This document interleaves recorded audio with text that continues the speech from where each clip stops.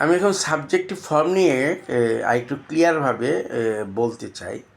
Subjective ফর্মটা হচ্ছে first personal pronoun. Subjective form হচ্ছে ফার্স্ট পার্সনে সিঙ্গুলারে আই হবে, প্লুরালে উই হবে। সেকেন্ড পার্সনে সিঙ্গুলারে ইউ হবে, প্লুরালেও ইউ হবে।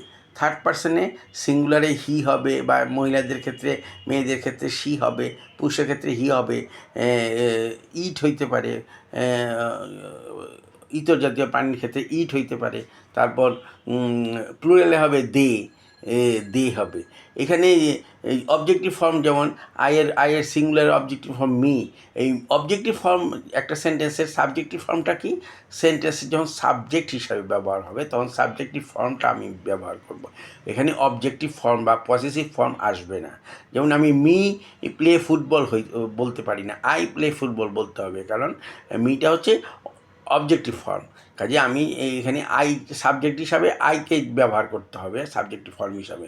আবার যখন বলি give me a glass of water, সেই ক্ষেত্রে আমি কিন্তু মি বলবো, যেহেতু মিটা অবজেক্টিভ ফর্ম। এখানে give I a glass of water বলা যাবে না, যেহেতু আইটা হচ্ছে সাবজেক্টিভ ফর্ম আছে। কাজেই সাবজেক্টিভ ফর্ম, অবজেক্টিভ ফর্ম এগুলি সম্পর্কে ক্লিয়ার ধারণা থাকা আবশ্যক, তা না হলে সেন্টেন্স ভুল হয়ে যাবে।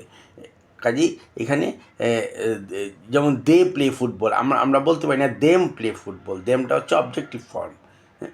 এগুলো তারপর যেমন ইউটা subjective form, you play football.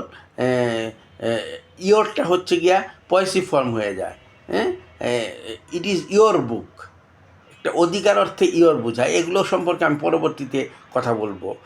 এখন আমি সাবজেক্টিভ ফর্ম সম্পর্কেই, বিশেষ করে পার্সোনাল সাবজেক্টিভ ফর্ম সম্পর্কে বললাম এতক্ষণ। Thank you.